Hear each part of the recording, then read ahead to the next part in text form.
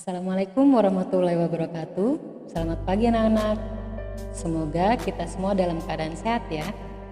Sebelum kita mulai pelajaran hari ini, marilah kita berdoa terlebih dahulu agar kita diberi kelancaran dan ilmu yang Ibu sampaikan bermanfaat untuk kita semua. Berdoa dimulai. Nah, pada pertemuan kali ini kita akan membahas mengenai perbedaan antara surat pribadi dengan surat dinas ya. Nah, pada pertemuan kali ini kita akan membahas mengenai perbedaan antara surat pribadi dengan surat dinas. Pada pertemuan sebelumnya kita sudah pernah belajar mengidentifikasi isi surat ya. Apakah kalian masih ingat surat itu apa? Surat adalah sebuah sarana komunikasi untuk menyampaikan informasi tertulis oleh suatu pihak pada pihak lain. Surat itu terdiri dari dua jenis ya. Masih ingat? Yang pertama adalah surat pribadi dan yang kedua adalah surat dinas. Surat pribadi adalah surat yang ditulis untuk kepentingan pribadi dan ditujukan kepada teman, keluarga, atau sebuah instansi. Sedangkan surat dinas adalah sebuah surat resmi yang dibuat oleh suatu instansi atau lembaga dengan tujuan untuk keperluan dinas.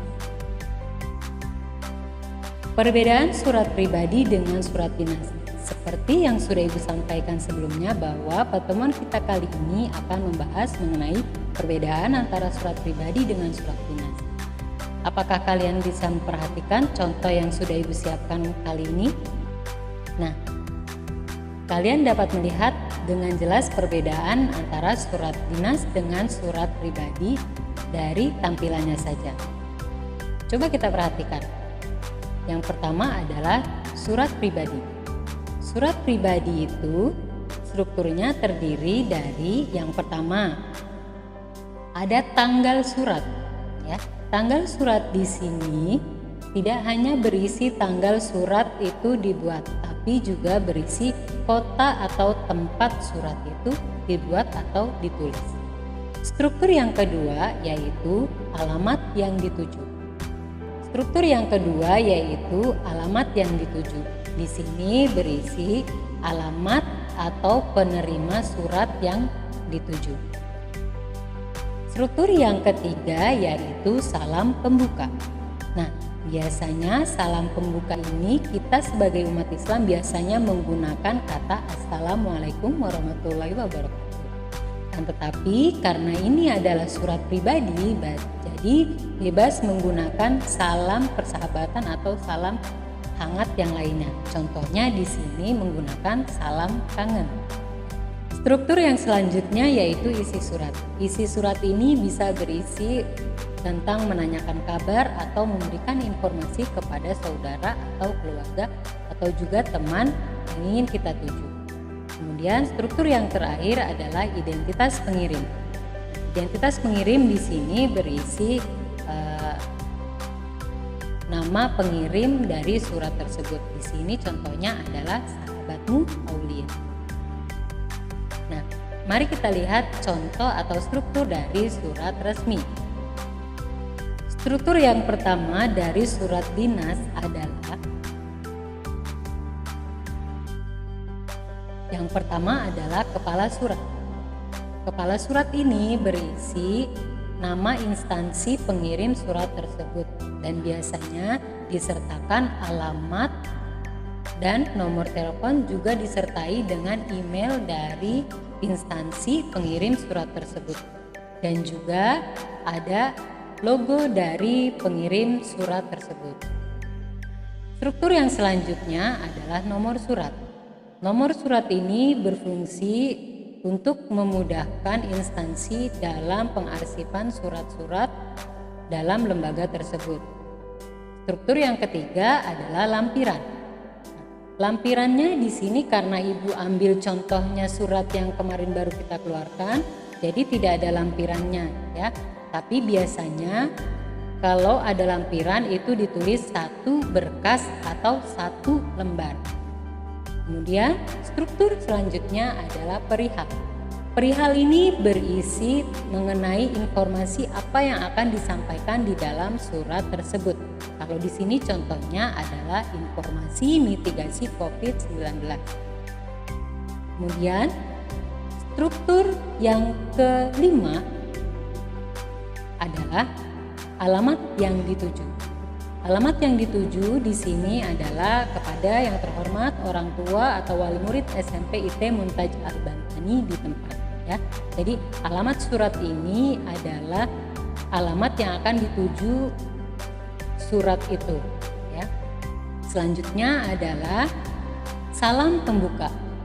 Salam pembuka di sini sudah ditulis ada Assalamualaikum warahmatullahi wabarakatuh. Struktur selanjutnya adalah paragraf pembuka, ya. Kemudian ada isi surat di sini berisi inti atau permasalahan yang akan disampaikan di dalam surat tersebut, ya, atau poin-poinnya. Situ banyak sekali poinnya, ya, ada 1 sampai dengan 5. Kemudian selanjutnya adalah paragraf penutup, ya. Paragraf penutup. Dan yang terakhir adalah salam penutup, ya, karena tadi sudah diawali dengan Assalamualaikum, jadi penutupnya juga ada Wassalamualaikum warahmatullahi wabarakatuh. Struktur selanjutnya yaitu tanggal surat, ya. Tanggal surat di sini ada Cilegon 11 Februari 2022, ya. Kemudian ada identitas pengirim surat,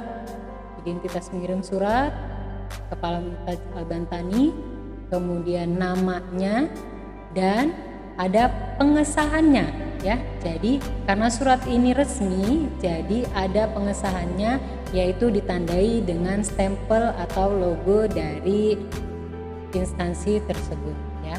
Kemudian yang terakhir adalah tembusan. Tembusan ini berisi nama-nama instansi atau orang yang memang mendapatkan tembusan dari surat ini. Nah, ini adalah struktur dari surat pribadi dan surat dinas, ya.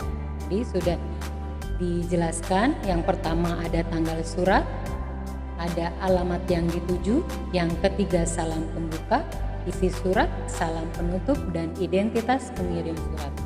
Sedangkan struktur dari surat dinas itu lebih panjang. Yang pertama ada kepala surat, tanggal surat, nomor surat, lampiran, perihal, alamat yang dituju, salam pembuka, paragraf isi, paragraf penutup, salam penutup, dan pengirim surat. Sekian pertemuan kita kali ini. Mohon maaf bila ada kekurangan. Sampai berjumpa lagi di pertemuan selanjutnya. Terima kasih. Wassalamualaikum warahmatullahi wabarakatuh.